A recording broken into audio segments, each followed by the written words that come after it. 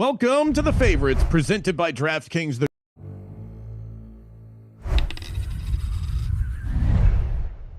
Welcome to the favorites presented by Draftkings. The crown is yours. We are an Action Network podcast. I'm Brandon Kravitz, back at it with my crew, the first lady of the pod, Kendra Middleton, and the prime minister of DGen Nation, Stuckey. On today's episode, we've got a special guest joining us, Matt Moore, the mayor of Buckets. We're talking cross-sport plays in the NFL and the NBA, wild props, and whatever else is on Matt's big brain. Stuckey, give us one thing that we learned about college basketball this week.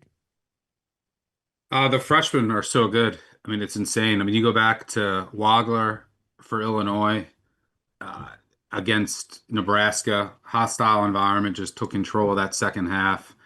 And then, I mean, Darren Peterson last night, he actually played in the second half for Kansas. He's one of the smoothest players I've ever seen. Hit two huge threes late. And the freshman, I mean, you look, Matt's here. I mean, you look at the NBA draft board for next year, you're going to see freshman, freshman, freshman, freshman, Mm-hmm. freshman, Yeah. all down the line. We got a matchup of two this week uh, on Saturday, Duke, Carolina, Caleb Wilson and Boozer. That'll be a really fun matchup. But the freshmen this year are unbelievable. Like Wagler and Peterson, they look like, and these freshman guards, I mean, they're playing like they've been in college basketball for 3 to 4 years, and they're so poised, and it's pretty amazing. So if you're just getting into college basketball or won't until after the Super Bowl or even until March, freshmen are going to have a massive say in who ends up in Indianapolis and who ends up cutting down the net. So there's so many. I mean, you go down the board of the top 10. I mean, I didn't even mention Flemings for Houston, who has come out of nowhere. I mean, Top five. Arizona's, what's that? Top five. Fleming's going top five max. All right, I didn't know that we were going to hit this, but Matt Yeah. Moore's big board. Let's get it going. Arizona starts three freshmen, and I mean they haven't lost yet. It's pretty remarkable. But why isn't Wagler getting more hype? And is that starting to build up? I haven't heard much about him, honestly. I don't know why. There's probably something that's got to do with either his wingspan, or something on the medical history, but there hasn't been as much I've heard on him, or they may not expect him to come out this year, but because it is a freaking loaded draft. I want to know from you. So I talked to people that were at KUBYU this week, and they both said the same thing with that you said, which is like Peterson's just so polished.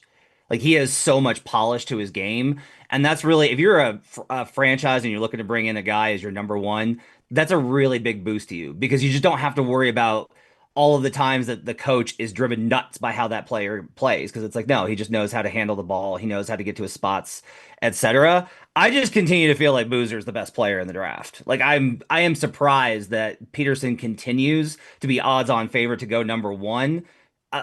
What's the hole in Boozer's game, Stuckey? Yeah, there's not. I mean, you have Debanza too, who Yeah. out of BYU, a lot of people love. Um, yeah, I mean, Boozer.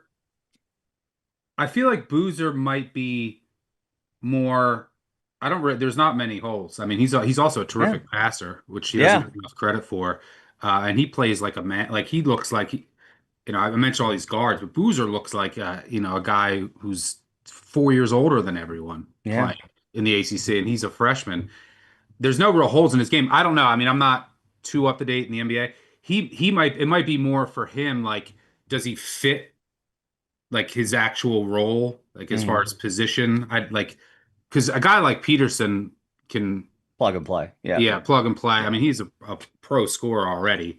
So maybe Boozer, you have more fit questions based on the roster, but I don't know. I'm not a NBA expert, but there's no real holes Well, in the his game. the bad news is that right now on Tankathon, Darren Peterson's slated to go to the Kings, so rip to his career, but that's just done. So Who are too the bad. top three right now that are Oh, gonna? it's Peterson, Boozer, DeBonsa, and No, then no. I everybody. mean, who do you think the top three are going to be? Like the three most likely. I know there's a lottery, but the three most likely Oh, teams.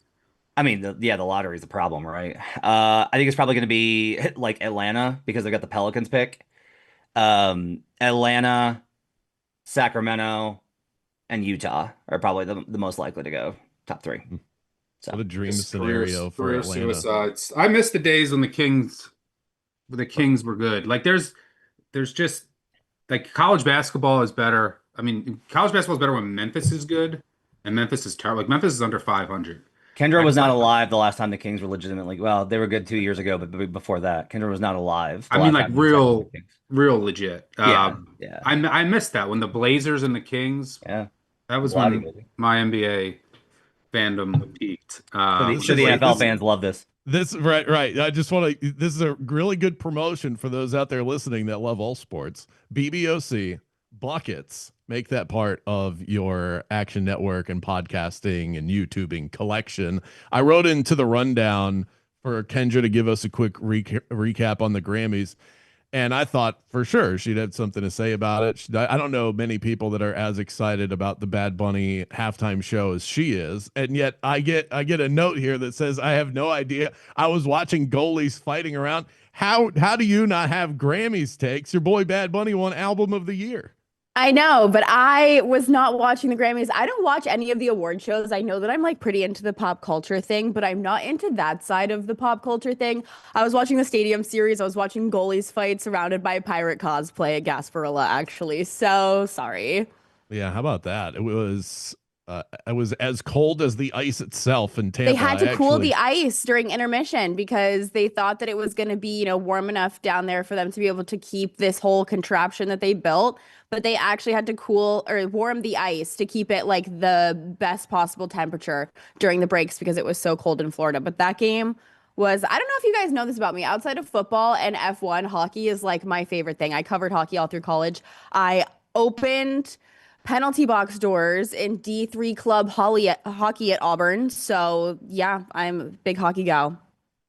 Wow. My wife is this like she's short and she teaches literature at a college and is like a super mom and like a gentle. She's on the PTA, but you take her to an Avalanche game and the woman turns into a raging psychopath. Like immediately, last game I took her to, guy scores a goal in the first couple of minutes for the other team and hits the glass and like boom, two fingers right up, just like That's my type of immediately. girl. I see why you married her. Total I love the lunatic. idea that like 7 rows down, someone's like, I think that woman's on the PTA with Yeah, me. yeah, total psycho. Is she That's swinging her amazing. shirt over her head right now? What is going on? She's throwing got- hammers. It's not good. She's That's got eye black on. amazing. We're about to dive into our cross sport plays for Super Bowl 60, but first, a word from our very own Kendra Middleton. The Favorites podcast has teamed up with DraftKings Sportsbook, where new customers can bet $5 and get $300 back in bonus bets if your bet wins. Love the thrill of live betting? DraftKings has got you covered. Bet live on star player props and in-progress games right as they happen. To get started, use promo code FAVORITES when signing up with DraftKings. Again, use code FAVORITES when signing up and bet $5 to get $300 back in bonus bets if your bet wins. The crown is yours. Matt Moore, the Don of the Round Ball, here with us on our Tuesday episode of the Favorites. Cross sport plays, always a fun way to bet the bowl. Before we get into it, Stuckey, if you had one question about the NBA this season, since you have not paid any attention to it, so we've basically just dropped you from outer space into the world of the NBA pre-trade deadline, pre-All-Star break, what would be one question that you would have for Matt as we make him feel nice and at home here? You can't say, why does the NBA exist? That's like, just to be clear, you can't ask that question, Stuck. My question always is, why is the season so long? Why aren't they shortening You it? and me both, brother. I by the way, I didn't even know the Grammys were Yeah, last night, sure. but I saw this morning though that I like that girl Olivia Dean won Best New Artist. I Yeah. love that song is so catchy. I love that song, man. She's good. She's the She new gets old school Adele. vibes. I avoid all award shows like the plague because I never, especially music ones. Oh my gosh, because I never feel older because I don't know who Wait, anyone is Stucky, can anymore. you give me a list of your 3 favorite artists? Because I feel like this is something I don't know about you that will help me understand you. 3 favorite artists? It can be artist, band, like whatever, but what do you listen to? I mean, of all time, my music taste is all over the board, but I would say like, and I'll give you three that across all spectrums. How about like Tupac, Counting Crows, and Taking Back Sunday? That is the most Um, millennial thing you could have ever said. So I feel okay, amazing. yeah. All right. What was I just gonna say? Oh, the NBA. So I will ask. I guess I coming into the year, which confused me. What I don't know what happened with the Hawks. I thought they were like Hmm. the sneaky pick of like, oh, they can take advantage of this weak East. But who is like the Cavs are 7.5 back. I thought the Cavs would be at the top. I'm just looking at the standings. Um, and the Pistons are 5.5 games up. I mean, Hmm. who do you think eventually is comes out of the East? Is Tatum coming back? Like, it makes sense of the East for me. 'Cause, I I'm mean, the set West is on just a going to be like, can someone take down the Thunder? Probably not. But the East, to me, is probably way more interesting, especially for people looking to maybe bet a future or just Yeah. uh, bet the East come playoff time. Yeah, I've got a position on Celtics. All the metrics that I've got, basically the Celtics underperformed for 2 months and they've been updated. Like they played some guys that were struggling to move those guys out, move better guys in. Their rotation gets a little bit tighter every single month. As far as Tatum goes, uh, that's a little bit of a like that's getting to be a little bit of an awkward question in Boston, and nobody really knows what's going on. My understanding is that Jason Tatum would like to come back, and I'm not sure that the Celtics are sure that that's a good idea, and that's causing a little bit of tension. Jalen Brown's played like an MVP this season. We don't know how that's going to shake out. Chalk answers Knicks just because they have more experience. Like Detroit's that team that's like way overperforming this season. They're awesome. They're a lot of fun. They have the number 2 defense in the NBA. They're dogs. They're a lot of fun to watch. Cade's awesome, but they don't have enough shooting. Like they don't have enough firepower. That's why they're trying to make a move at the deadline to upgrade their scoring punch. Knicks, we'll see what they do by Thursday. If they don't get Giannis, which I'm not expecting at this point because Giannis is on the block, um, I think Knicks is probably the safest option. Celtics, I think, has the best value. And if you're looking for a long shot, it's the Cavs, who last night, though, they might be trading for James Harden, which anytime that you're like, we're looking to make a playoff run, who are you adding? James Harden. I'm out. I'm out. So a little bit worried about that one because I did bet some Cavs on long shot. Sixers a little bit dangerous too. Joel Embiid's actually playing this year, playing really great. Tyrese Maxey's been an absolute beast. For Don't now, don't Beats bet the playing for Raptors. now. Yeah, don't bet the Raptors. That's kind of your East look. It's like Knicks, Celtics, or Cavs are still the best value, and that's where we were at preseason. One other question is where's Giannis going to go? And I that's the That was talk gonna be right my now, right? question. Yeah, Or so James Harden. I talked to people last night, and here's what I've heard. Everyone thinks like they've had all these deep conversations with Minnesota, Golden State, and Miami. That's the 3 teams that have had the most conversation. There are other teams that have called, obviously, including the Cavaliers. Um, the problem is that in the summer, the Heat open up 2 more draft picks that they can trade because there's limits on which ones you can trade right now, and the Knicks open up 2 more draft picks. So if you're the Bucks and Giannis is not making you move him right now, and he's not, he's like, if you want to keep me, that's fine, but eventually we need to get this figured out. They get to operate on their timeline. So my understanding is that the GM of the Bucks is surveying options, getting everything set so that this summer he can go back and be like, no, no, no. In February, this is what you offered. Or in February, I had this offer. You're gonna have to be that offer right now.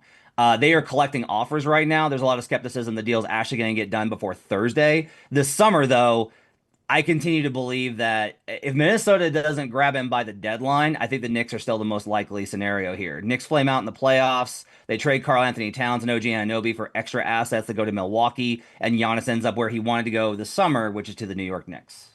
I feel It like does. this. Yeah. I feel like the Warriors would make sense just in that you have Steph Curry, who's what 36, 30. I don't even Five. know. He'll be 30. 35 next year. And like how many years left does he have? He's 37. Oh, yeah, he's 37. My bad. So But I don't you mean, how need to many get more a years guy left does he have at back a high with? level? A couple. Yeah. So like after he's done, I feel like that's like who cares? Just blow it up. You're gonna have to Right. start all over. It's gonna get Yeah. I mean, ugly. look, So you I'll might as tell well you, just try to go after it for a the year or two. Warriors have literally told the Bucks, we'll beat any offer. Anything you want, we'll give you. Anything. The problem is they just don't have as much. They're basically like, do you want to bank on us not being able to put together a halfway decent team of a sub 500 team after Steph retires? Like that's the gambit because they have nothing else. It's like, hey, do you want Jimmy Butler's corpse and Jonathan Kuminga, who no one wants? Cool. Yeah. So, All right, we got to move to the NFL. yeah, let's talk football. Okay. Let's do it. So let's talk cross sport plays here. We've got well, before we get to that, let's talk about the booty call over on DraftKings. Kayshon Boutte to have a 40+ yard receiving touchdown at 12-1. I guess he kind of figure, Matt, that if he's going to catch a touchdown pass, it's probably going to be deep down the field. So is this one that you would take a look at? So I wanted to talk to Stucky, who said he was going to be the Grinch on the show, and I want to ask him. And Kendra, I want your thoughts on this too. My understanding is that Seahawks play zone, right? Seahawks play. They show cover two. 80%. 80% zone, yeah.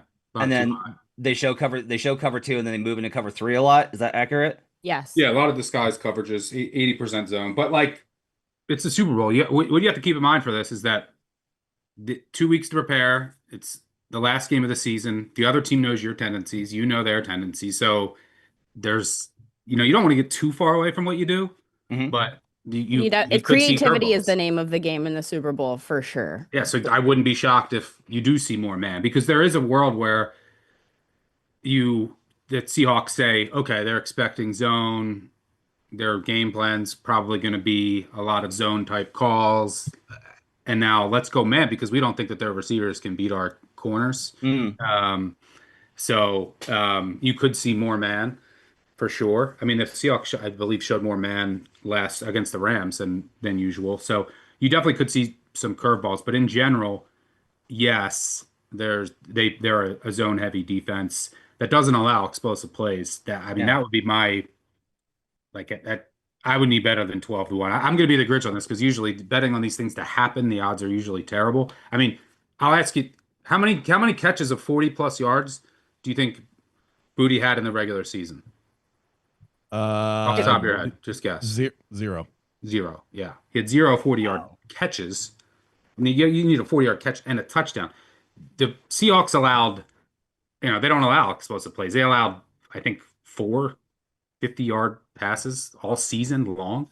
Yeah, and like all of his deep passes were to the sideline. That's why I asked about the zone, is because I was like, okay, if you're in cover three, you're literally taking away that area of the field that he's going to probably be able to get to there, because there's no gap between the cover two and the safeties, right? Yeah, and you also have Matt Collins, who came back, who he'll occasionally he might take some of those away. We saw that against Denver. So he might take some of those deep shots away from Boutte. So yeah, I would need better than 12-1 to bet that for sure. On the other hand, if you just think they're going to play more man, and you think, that they're going to play more man, then yeah, there's going to be May's going to take his shots. Yeah, he's so good on the deep ball.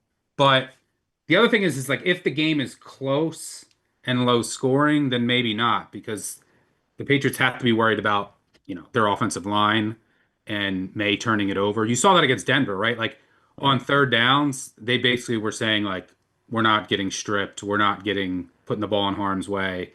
So depending on game state, you might not see as many of those shots. But like if the Seahawks are scoring and this game is back and forth, he's going to take his deep shots.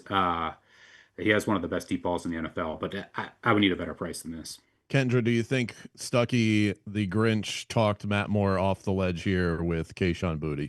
His energy really shifted in real time on this podcast. He went from being like, you're going to be the Grinch, why? And Stucky said, okay, let's sit down for this and I'm going to hold your hand while we talk about it. Accurate, Matt? Yeah, I think so. I think I had questions. Stucky answered. All right, let's keep it moving then. JSN receptions. Here's one I can get down with. Well, we're taking JSN straight up against Jaylen Brown rebounds. This is the kind of fun stuff that you can bet when it comes to Super Bowl Sunday. Jaylen Brown and the Celtics taking on the New York Knicks. And Brown averages 5.4 rebounds per game against the Knicks the last 3 seasons. This guy, with Jason Tatum not in the lineup this year, has been a rebounding machine. We see him get it up to double digits quite frequently. JSN certainly capable of doing that in the receiving game. I wish there was a nice long shot at the number being exactly the same. I would be willing to bet that. But who do you think comes out on top? JSN receptions versus Jaylen Brown rebounds. I love the JSN here, right? Our guy Brandon Anderson's over, and he's all over JSN props for this Super Bowl, in part because I think he just wants any way to just hate on the Patriots as much as humanly possible. Um, yeah, our producer notes the tie is only plus 800, which is a little bit nuts. I would need double digits at the very least. Which goes to Stucky's points about these markets. Yeah. But the key here is like, yeah, Jalen averages a lot of rebounds, but he does it versus non-teams that are not dominant on the glass. That's like there's a couple of teams in the league that are just simply built on rebounding, and the Knicks are one of them. They're such a dominant rebounding team. One of the things, though, I think is that the Knicks are playing better defense lately, so that creates more misses, which obviously creates a better opportunity. But the Celtics also play at a really glacial pace. They're one of the slowest teams in the league. Knicks will let them play that slow. They're not looking to push the ball, and their wings are so good at rebounding. Not just OG Anunoby, but Mikal Bridges is actually a sneaky good rebounder. And Miles McBride actually routinely does a really good job of managing the defensive glass at least. So you don't have these offensive opportunities. I don't think there's gonna be a lot of chances for Jalen to get the ball and race up the floor. So to me, this is like JSN. This is a great one. Everyone on the bucket side loves taking JSN receptions over Jalen Brown rebounds. I I would say my one pushback on it would be, like you go back to there's been a couple games where I go back to that Vikings game. I know they won in blowout fashion, but JSN only had 2 catches on 4 targets for 20 yards, and Flores basically bracketed him a lot. So, what is the game? This is one of the most fascinating things of this game to me. What is the game plan of the Patriots in how they handle JSN? Because there's two clear schools of thought. You could have Gonzalez on him and follow him, your best corner. Now, the Seahawks counter and put him more in the slot and move him around more, coming out of the backfield sometimes, like do some more creative things with him?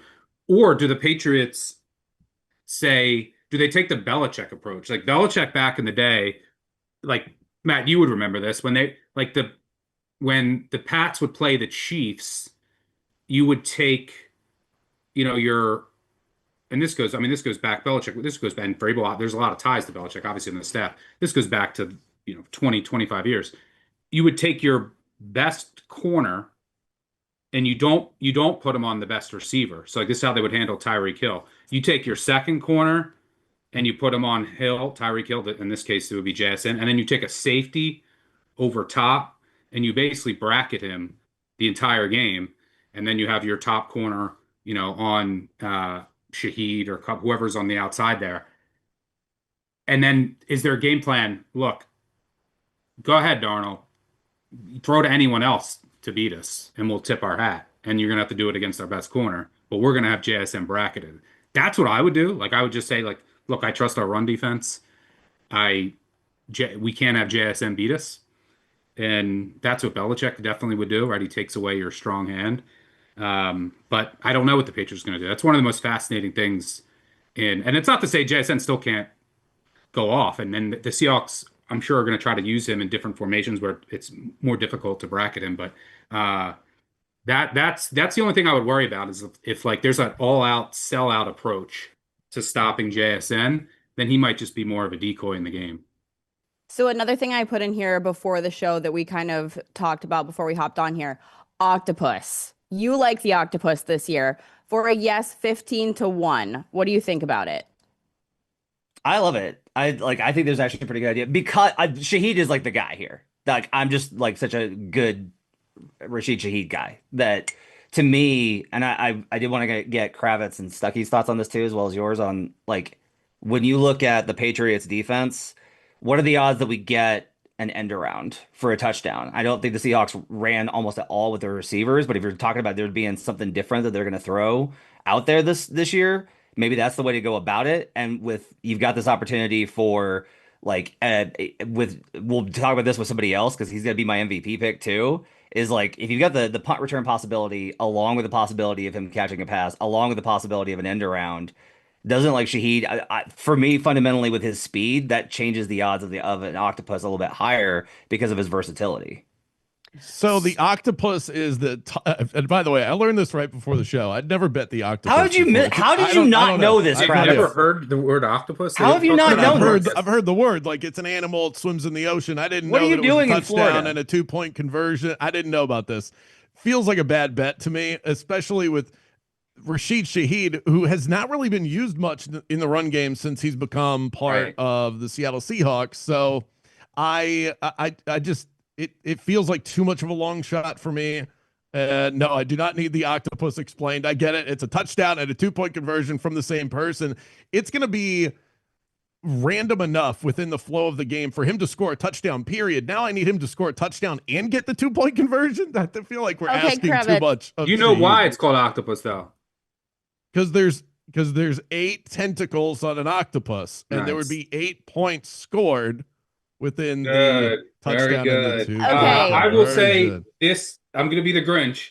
Look, if you want to just have fun and bet it recreationally. What's the number on this, by the way? 15 to 1. That's 15 to 1. If you want to do that, like just have fun, do it. But these odds are horrible. Okay, so what about for there to be a successful 2-point conversion? Horrible also. What are the odds? Usually, so everyone wants to bet these things to happen, right? And like everyone every year is going to bet like there's a safety. There's horrible odds on that. Is there a 2-point conversion? Is there an octopus? Everyone wants to bet on these things to happen, right? But there's usually all the values on the no. But I mean, an octopus, I think if you go back to like 1990 and the odds of an octopus happening, it's happening like 2.5% of games. I believe 2.5%. Don't quote me on that, but it's somewhere there on there. So you give me like 50 to 1. Sure. But 15 to 1? No. And okay, then I'm going to piss get- Stucky off even more. How about this? Wait, hold on. Let me go to 2-point conversion. 2-point and the Patriots have been good against outside runs for whatever this year. 2-point conversions this year, there were 86 games that had a 2-point conversion attempt in the regular season. There was 284 games. I think there's only been one 2-point conversion in the playoffs. So that's 30% of games that had just any. How many were successful though? Because you have to be successful. I know. Then you have to be successful. So like, I would take that bet. That bet, plus 300 is it for a successful 2-point conversion? Like I would maybe consider is there just going to be a 2-point conversion attempt, not successful? Because then all right. So if you go no, it's minus 425. Yes, I would bet no. Yes, I would bet no. Well, I would bet no. That sounds like insanely good value. By the way, Shaheed to score 2 touchdowns if you like him to win the MVP, 17 to 1. I feel like that would be the better bet. We have MVP. Shaheed. Yeah, you have MVP stuff. I will say Pats and Seahawks are 3 for 3. They're both 3 for 3 on the year on 2-point conversions. But that's only 15% of the games that they've gone for 2. He's so mad. They're not 2-point conversion. These coaches aren't coaches that go for Stucky, 2. I gotta ask you because you're the guy I always joke about with the obsession with sneaking. How often do the Patriots sneak? Well, May is not a great sneaker, so they're not. But they did it. Value. They did it last week, but he didn't get it, but he got it. They said By the way, the Philly fans are going to lose their mind if I don't note this. In the last 15 years, there's been one octopus. It was Jalen Hurts in 2023 when they lost to the Kansas City there has Chiefs. been one in the Super Bowl that happened. And like these things do happen. If you want to bet it, just have fun. Like there was a safety that happened on the first play of a game with the Broncos Super Bowl. But I will say a bet that I do like on something that happened, you mentioned the sneak.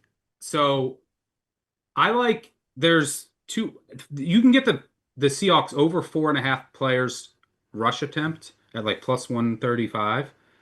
I like that because you're going to have Darnold's definitely going to get, well, I shouldn't say definitely, but likely to get one. Walker's going to get one, and Olani will get a couple. And then you have Barner, who does their sneaks. And then I think they're going to probably get a receiver, right? Shaheed probably gets a carry at some point. So I think they go for 4.5, but the better bet might be over 7.5 total. Because if the Seahawks get to 5, this should go over 7.5 because you're going to have May, Stevenson, and Henderson. And that's 8, and that's if the Patriots don't have anyone on the rush. You get a pop, you get a rush, you could have one of the receivers. Like this is when you pull out some different stops, and these run defenses are so good that you're gonna have to get creative running the ball. And maybe and then you have the chance of a backup in blah blah blah, if it's a blowout. But there's a chance that the Patriots over these 2 weeks come up with a tush push, right? They come up with a guy that is their Barner and is there going to be their 4th-and-1 sneak guy? Because May isn't great at it, and he really did fail at it. So like, give 2 weeks to come up with. They should have a tush push guy. So you could see another Patriot get a rush attempt that way. So I like the over total players rush attempts in the game. You said that number is 4.5. 4.5 for the Seahawks, plus 135. 7.5 total players. I think there's a good chance that goes over. I'm just saying, like, if the Seahawks go over 4.5, they get to 5. All right, let me give you guys a separate one that's along the same lines, and then we can kind of take a go around the horn and take a vote on which one we like better. Over 2.5 players to attempt a pass in the Super Bowl. You start at 2 with the 2 quarterbacks, Darnold and May. In 3 of the last 4 Super Bowls, we have seen a third player attempt a pass. And there's a couple of different ways that you can get there. Either punter could attempt one on a fake. You could get either backup in and either mop-up duty or injury duty. Cooper Kupp has thrown a pass this year, so you get one of those wide receiver trick plays. So over on rushing, 7.5 for total players to collect a rush in the game, or over 2.5 players to attempt a pass. Kendra, where would you land on that? I went to add this in our notes and saw that somebody already had, so I was very much looking at this already. I think that Cooper Kupp, yeah, but also maybe Demario Douglas. I know that that's something that has happened for the Patriots prior. They've definitely had a receiver line up, so I could totally see this happening, especially because, like I said a few minutes ago, the name of the game in the Super Bowl is creativity. You've had, 2 weeks to deep dive into everything that either team has done all season long. You have to surprise people at some point, and I think that this is definitely one of the ways to do so. Matt, where do you land on that? I mean, if we're talking, I want to go back to the over 2.5 quarterbacks. Yeah. If we just accept as it fait accompli that the gods have just decided we must suffer beneath another Patriots run, that we must just suffer through this absolutely miserable existence with the Patriots being good again, with how their schedule has shaped up. And Brandon Anderson had an absolutely banger tweet about the number of fired coaches and terrible teams this team has faced. It's 11, isn't it? 11 everything lined up for them.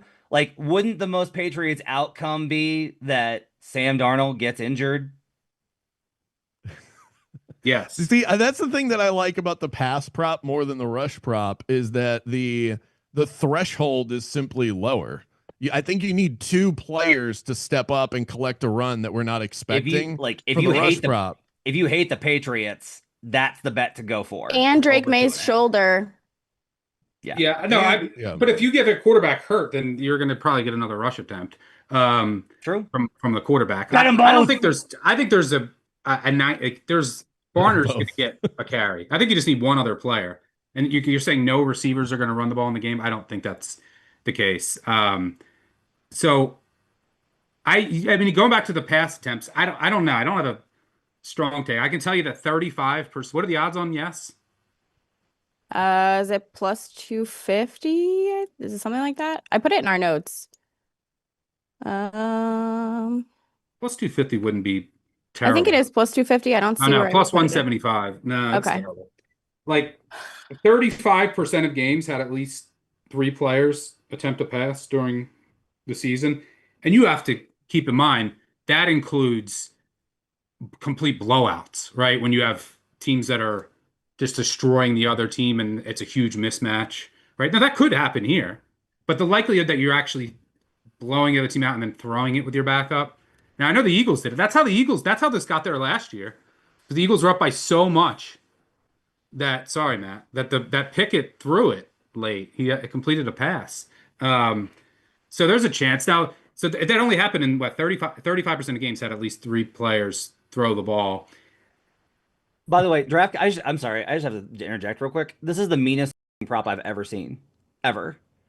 DraftKings has a prop up for Seahawks to attempt a pass from inside the Patriots 1 yard line.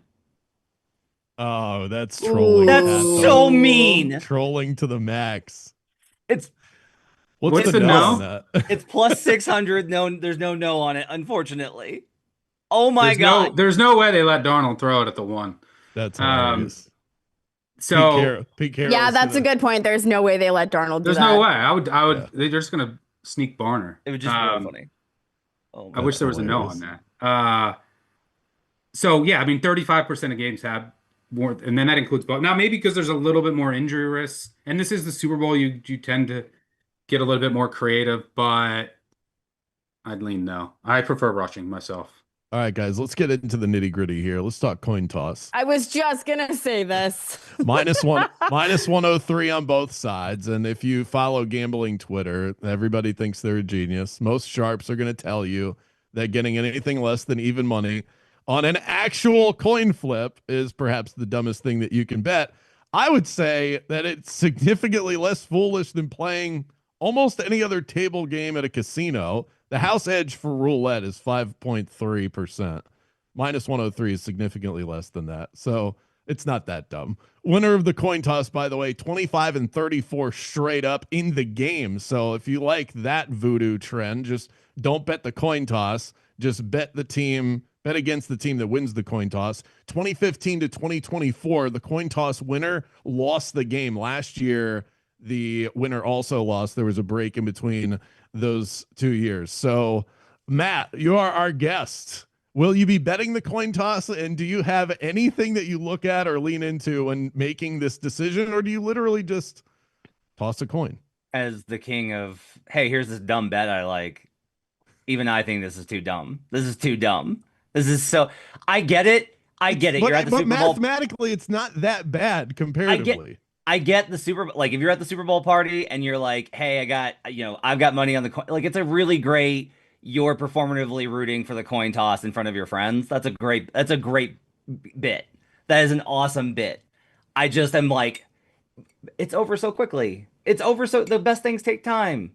You gotta have foreplay. And way to bet the coin toss. I would never bet the coin toss. Shocker. So, but like I actually pick a coin toss every year. So like we'll do a bar, a sheet, and then we'll print them all out, and I'll come up with like 10 to 15 questions. Right, the coin toss. Who has the first completion? Who throws the first interception? Who has the first touchdown? Who wins? The over under, like a bunch of who has the longest catch, the first sack. You can come up with a bunch of different questions, then they're worth different varying amounts of points, and then everyone fills them out before the game and at the end, and then everyone puts in whatever you want to do, 10, 20, 50, $100 a person. At the end, whoever has the most amount of points wins. So that's a way to bet on the coin toss. But I would never want to lose a bet before the game starts. That's just on something that is literally a coin toss. But then I would just it would be terrible. So no. And maybe plus money, yes, I bet it, but no. Well, they would never give you that on a coin toss. But is there anything on? Maybe they'll be steamed. Tails steamed. Yeah, that's a good question for Evan Abrams. Has the coin toss ever been steamed? I think there was a time you could get like even money plus. I don't know.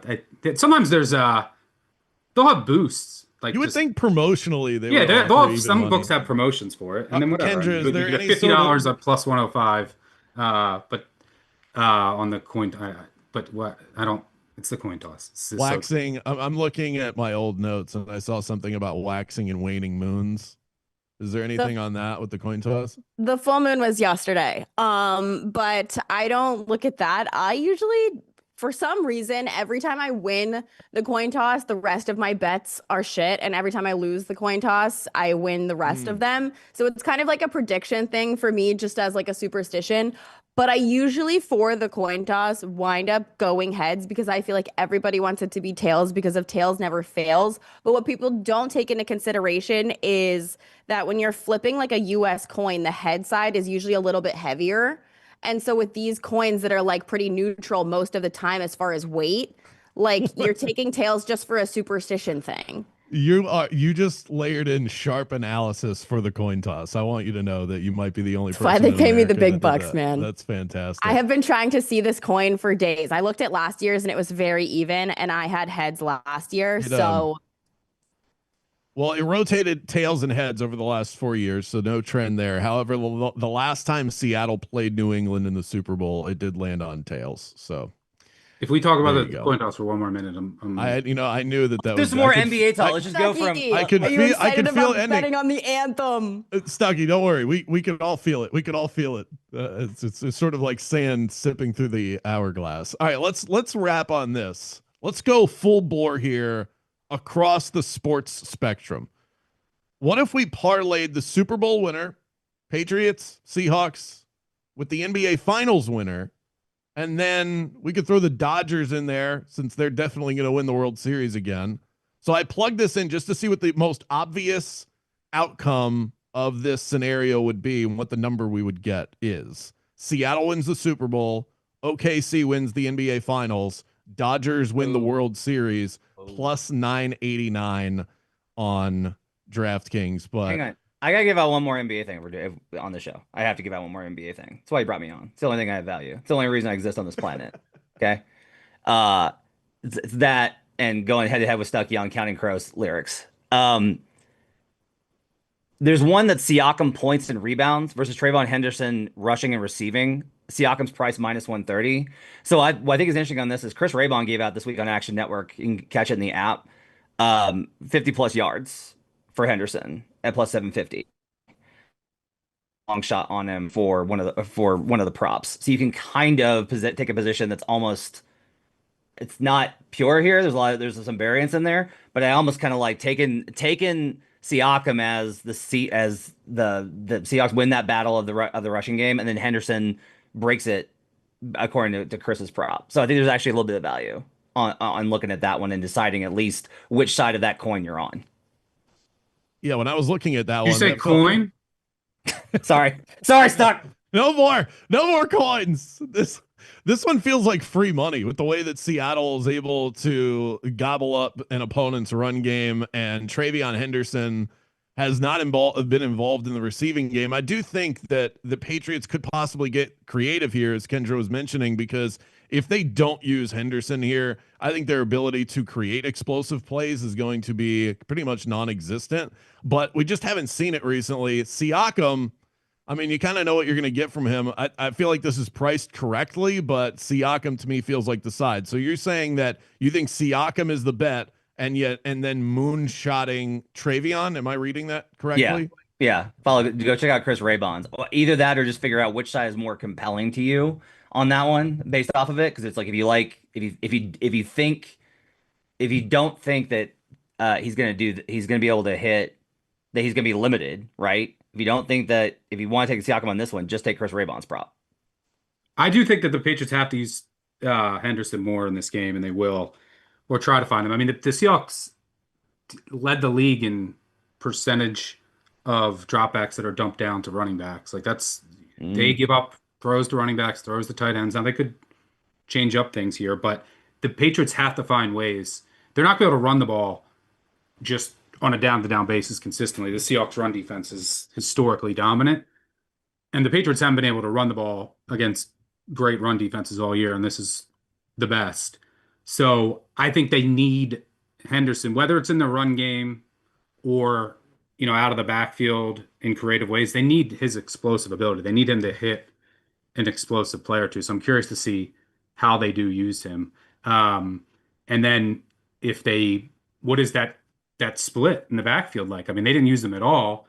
They trust Stevenson more in pass protection. Seahawks have they can get pressure, a good defensive line, but they don't really blitz as much. So you could, as the Broncos, and they're not a high blitzing team. So I think this could be a game where there is some upside with Stevenson. And speaking of upside, do you guys have You mean upside with Henderson? Henderson? Yeah. Upside with Henderson. Speaking of upside, do you guys have a long shot MVP look? Oh yes, I do. Go ahead, Yes. Matt. You go first. I jumped way ahead, and I apologize. And I'm sure that our producers will be doing some gymnastics on fixing that. Thank you very much, I feel the Matt. need for Shaheed. I love Rashid Shaheed MVP here 30-1. I love it. Punt return, no kickoff returns because Stuckey commented pre-show about how rarely it just never happens in the NFL anymore, which is insane. These rules are absolutely bonkers. But punt return possibilities, receiving possibilities. I talked about the end around capability. I want somebody like that. If you throw in the special teams angle of this, and if this is a low scoring game where neither quarterback looks good, if it's just like a defensive battle back and forth, but Shaheed gets a punt return touchdown and then has a lot of receiving yards and or another touchdown, love Rashid Shaheed here 30-1. Give me Shaheed. I would say, yeah, but you mentioned kickoffs. Like it's like 20-1 for kickoff return for touchdown. Just to give you numbers on that, during the regular season, there were, I think, over 2,000 kick returns. 6 went for a touchdown. That's 0.3%. So, I mean, she did have one of them. Gibson did have one of them for the Patriots of the 6. But yeah, I need a little bit more than 22-1 there. And like defensive special team score, I think is plus 235, plus 250. Yes.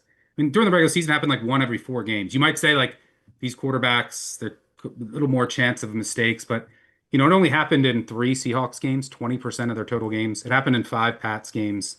So, I mean, I need better odds than that. It happened overall 1 in 4 NFL games had a defensive or special team score this year. My long shot, I think it's going to be a lower scoring game. I think it's going to be close. If so, I could see Shaheed, but I do think, like, if you're the Patriots and the Seahawks, these are 2 electric punt returners, right? You know that you're going to try to keep the ball away from them, try to not give them opportunities for returns. But I'll throw out 2. Eamon Ware, I mean, is like a linebacker and a defensive back that can make plays in so many different ways. He's McDonald's chess piece. I think he's going to use him in a lot of creative ways here. He could make a play or 2 in many different ways. It could be a strip sack, could be a pick. Or, maybe it's basically a quarterback or wide receiver, or like it's been like a random linebacker or safety, but or defensive end. I'll throw out Christian Gonzalez just because if this is really low scoring and it comes down to like that random play that happens or a pick 6, like I said, Christian Gonzalez might either be on JSN by himself, and in that case, he's going to get a lot of opportunities to make plays, or they might bracket JSN, and then it's going to be he's going to get targets against a way way worse receiver than JSN, and he's going to get opportunities there. So maybe he can jump a route, get a pick or 2.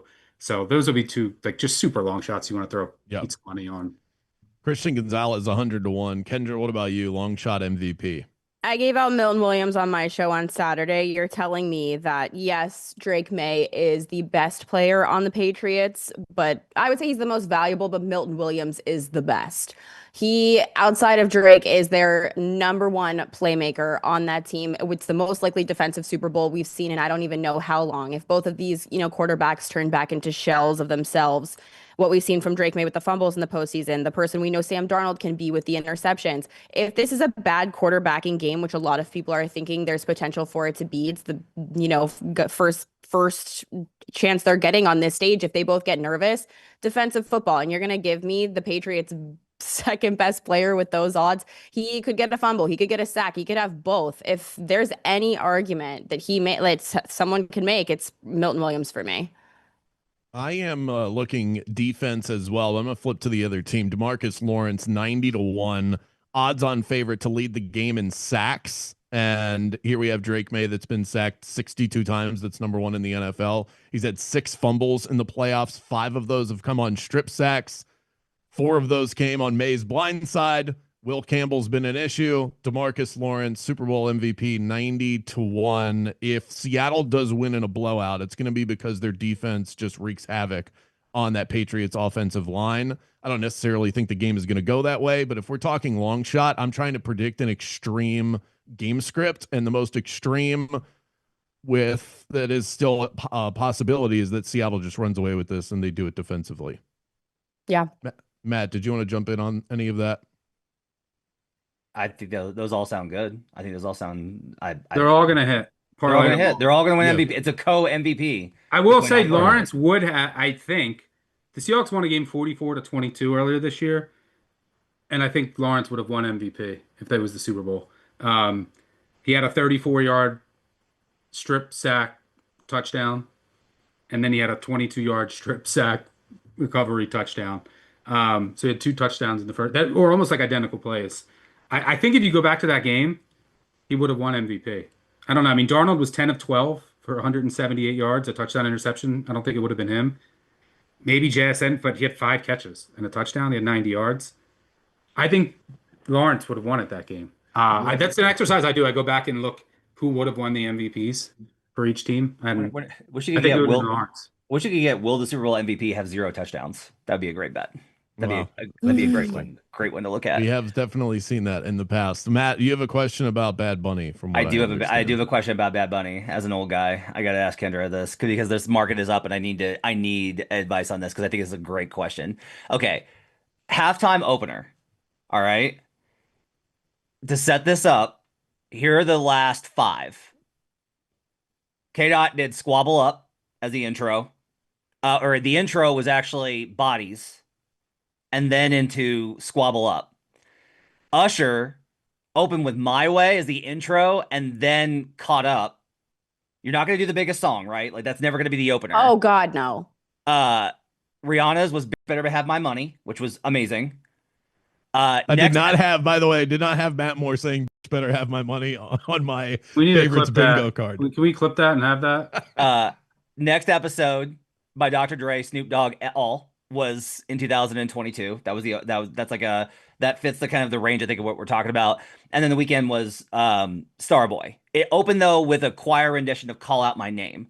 So like what I'm interested in on this market is like, okay, if they're gonna count the first song played, which isn't necessarily they don't even perform versus the performance one, be real careful with this one. The odds-on favorite right now is Titi Mi Pregunto. Okay, that one's the favorite right now, and then the next highest is Valle Inolvidable, I believe is the word. Kendra, what's the first song that's gonna be played by Bad Bunny? It has to be Monaco. There is Okay. no other option, in my opinion, because I feel like he is a theatrical performer. And I expect that violin intro to be him with like the lights and everything, giving people a minute to feel him coming out, feel like the show that's about to go down. He has to start with Monaco. It's the most iconic entrance to a song he has. And the shot of that happening, I think if I am correct, Gifford sent me 1900 yesterday. If I'm not mistaken, Gifford, if you want to chime in or if you want to add that in the chat. Yep. Okay. So I think it has to be Monaco. Okay. That's great. Awesome. I was researching the heads and tails of a coin while you guys were talking about that, and there is a slight bias to heads because of the weight. So Kendra, spot on analysis earlier on in the show. She's winning bets for you at the start of the game, middle of the game, possibly even the end if Milton Williams comes through with a big one for the New England Patriots. All right, now let's zoom to the future. Super Champions Parlay. You could go super chalky here. You could also, I will allow other sports to be thrown in. Let's make it 3 legs. Super Bowl winner, 2 other champions over the next year. NBA, Major League Baseball, NCAA tournament. Throw the Masters in there. Real quick, off the top of the dome, around the horn. Matt, we'll start with you. Okay, I want Seahawks, Celtics, underrated. Like, I get OKC. I know. I'm telling you, they're not as good as last year. Haven't had a repeat champion since 2018. A lot of injury issues for OKC this year. A good time to get in on some of these longer shots. I don't want the Nuggets because their route is too hard in the West. If they get Jason Tatum back, that's great. And then the Colorado Avalanche in the NHL, their only real problems are overtime and the power play, which I think they're going to address at the deadline. So give me those 3. Give me Seahawks, Celtics, Avalanche. Kendra? You said I can do 3 of any of the big leagues? 3, but one of them has to be the Super Bowl. Okay, so I'm gonna go Seahawks, Dodgers, and Houston Rockets. Ooh. All right, I like that. Writing all these down. Seahawks, Rockets, and the Dodgers. Yep. Yeah, the Dodgers feel like such an easy bet here. All right, Stucky, what about you?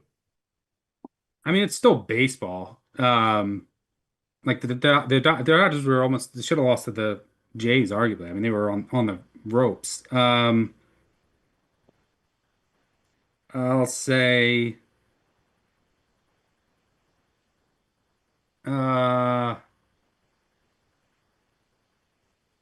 let's make it fun. Seahawks, Mariners, Ooh. Oh yeah, you going all Seattle? and Thunder, the X-Sonics. I dig that. The all Seattle parlay. Excellent. All right, I'm gonna go with the Spurs. I think the come up has arrived for Victor young. Wembanyama. Too young. The New England Yeah, he's not Patriots. 27, Kravitz.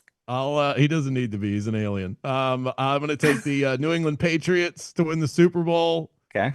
Maybe the only man in America taking that side these days, and Scotty Scheffler to win the Masters. So that'll be my. Oh, you went golf. Okay. All right. I went golf on you. I was gonna take the Dodgers, but that just felt too easy. Matt, thanks so much for hanging out with us today. Make sure that you go and follow. Oh, his Matt, what are you DVD. doing for the Super Bowl though? We gotta ask you that. I'm watching NBA games. That's what I'm doing for the Are you Super Bowl. serious? There's I got NBA games work on? windows. You mean like replays? I got work. I got to do film. I'm doing film work on Jeremy Bouye of the Suns, doing a big breakdown of him. That's what I'm doing. No, I will. We're making nachos with the kids and hanging out, and the kids are gonna have some friends over. Nice I'm mad family night. and disappointed Why? Look, because he's gonna not watch the Super well, Bowl. here's the thing. If we're gonna be honest, this isn't a real Super Bowl. Oh my god! Go back to buckets, Matt. I'm just go. saying, this isn't a real. We know these teams are not that good, right, Stucky?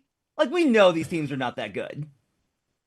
It was a wide open year. Like it could have been Yeah. anyone. That's what I was saying. The Chiefs gave everybody one off. It's nice. That's what I was saying. That the Ravens had a down year with cut injuries. his mic off. The Ravens had a down year with injuries, but if they got in, this is why I was so devastated. They could have won the Super Bowl this year. Yeah, they could have won the Super Bowl. They had a chance. Mahomes gave them one. Anyone that got in this year. The Steelers probably didn't have. The Steelers didn't have that ceiling. This is despicable. And the Panthers didn't. But everyone else. You forced America to watch the Taylor Swift Super Bowl. I don't want to hear it. Oh my god. Matt, this is like being invited to a wedding and then saying the chicken sucked. Okay? This is not.